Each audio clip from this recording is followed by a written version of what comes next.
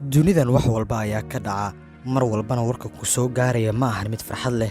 daqiiqado yar ka hor waxaa baraha bulshada qabsaday sawirka gaari burbursan oo rogmaday kaasi oo la tilmaamayay inay ku jiraan amaba ay saarnaayeen labada fanaan ee saamaynta leh dhanka Soomaalida marka loo eego Sharma Boy iyo Maslax Mideeye kuwaasi oo safar shaqo iyo show u aaday ariga Puntland. muuqaal araga gaarigan iyo sida uu hadda muuqaalkiisu yahay waa wax laga warwaro cabsi leh iyadoo la dareemayo in natiijo aan fiicnin ay ka soo bixi karto. noloshan waa mid gaaban oo qof walba ma oga waqtiga uu dhimanayo iyo waqtiga ay dhibaatadu soo gaari karto.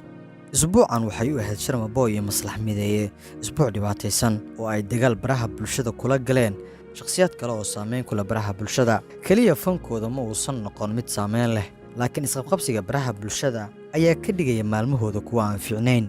labadan fanaan oo ka mid ah kuwa hadda loogu jecel yahay Soomaalida ayaa maalmahan waxay xiisad kala dhaxaysay Daahir Calasow oo ay isku hayeen dhanka baraha bulshada, balse qabarka naxdinta leh waa mid wadnaha jaraya qof walba oo Soomaali ah isla markaana ka nixi kara waxa ka soo bixi kara.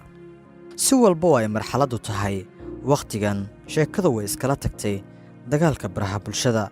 hadda waa yaa nool yaase dhaawaca. gaarigan aad u jeedaan waa gaariga ay saarnaayeen Sharma Boy iyo Maslax Mideeye oo warar iskhilaafsan ay sheegayaan inay dhaawac yihiin amaba ay naxdintu intaas ka sii badan tahay. sida warbixinada soo baxaya ay tilmaamayaan gaariga waxaa darawal ka ahaa Sharma Boy halka Maslax Mideeyena uu la saarnaa.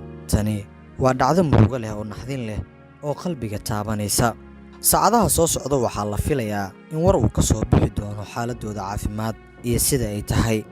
alla waxaan uga rajaynaynaa inay noqdaan kuwa caafimaad qaba dhaawacooduna uu sahlan yahay. dhammaanteen aan u ducayno haddii dhaawacuu soo gaaray in allaha uu caafiyo.